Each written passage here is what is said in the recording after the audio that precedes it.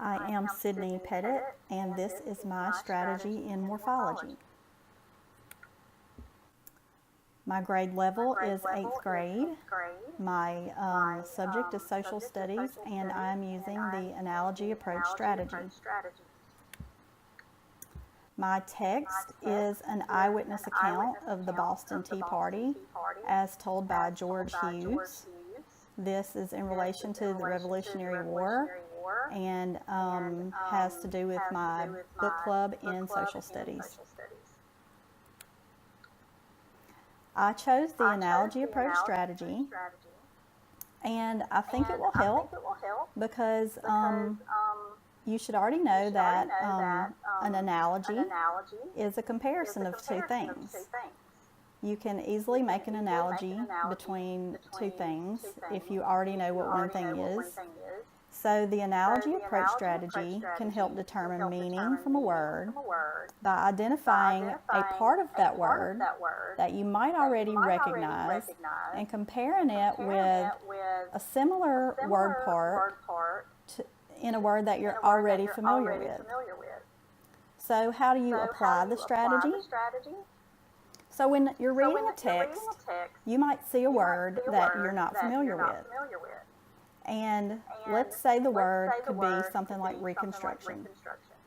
You're not sure what the meaning is, or you're not sure what the meaning is in the context that you see it in the text. So you're going to look closely at the word and see if any part of that word is recognizable to you. You're going to basically deconstruct that word, take it apart. Does any part of that word look familiar to you? Is there an affix, a prefix, suffix, a root word that looks familiar, that can be compared to a word or a word part that you already know? So take the word reconstruction, and you might notice that the root word is construct. Now you should know that the word construct means to build. And you should know that from your prior knowledge. Now, then you might look back at the word and notice that the prefix is re, and that re means again. And you would know that also from prior knowledge, just from conversation and previous texts that you've read. So now you can conclude that reconstruction in the context that you're reading it means that something that has been built again. So that's how you would apply the analogy approach strategy.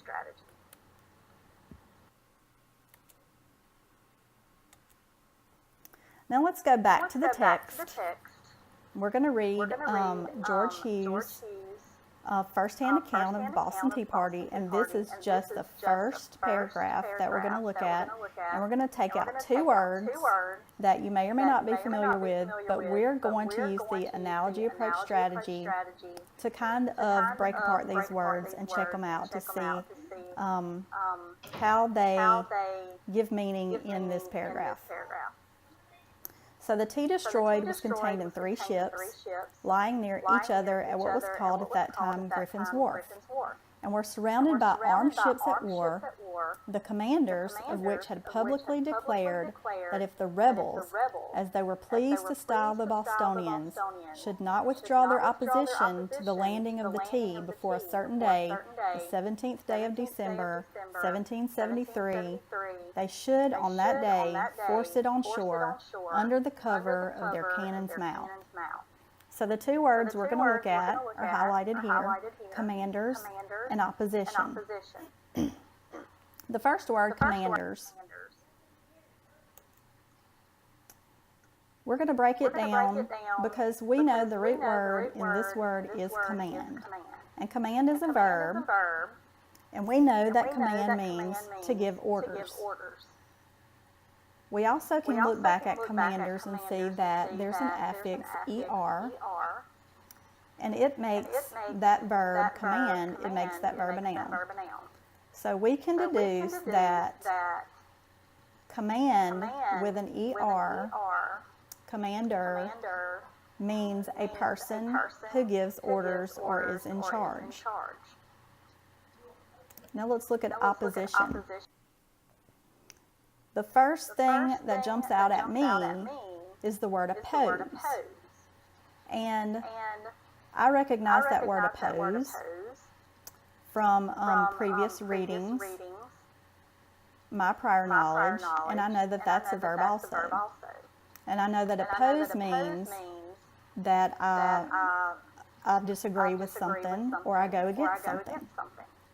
Now if I add that affix, T-I-O-N, I know that that makes it a noun, and a noun of action.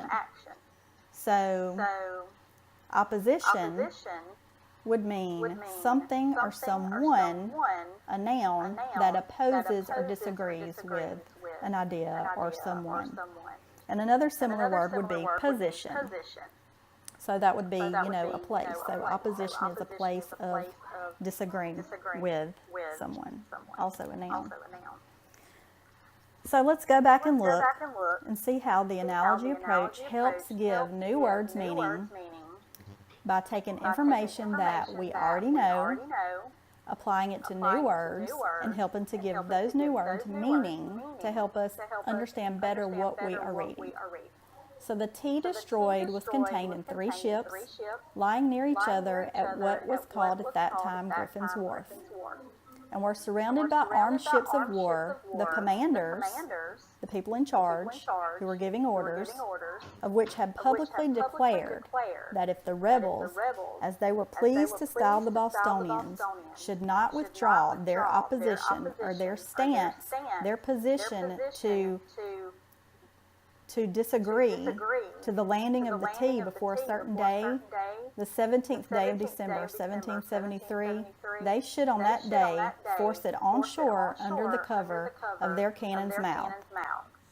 So those, by applying the analogy approach strategy, we have given those words meaning, and it's helped us to understand that paragraph just a little bit better. So if you can apply this strategy to the rest of the text, to other texts that you're reading, I think that you will find that you can find meaning in words that you might be unfamiliar with, and have a better understanding of your reading.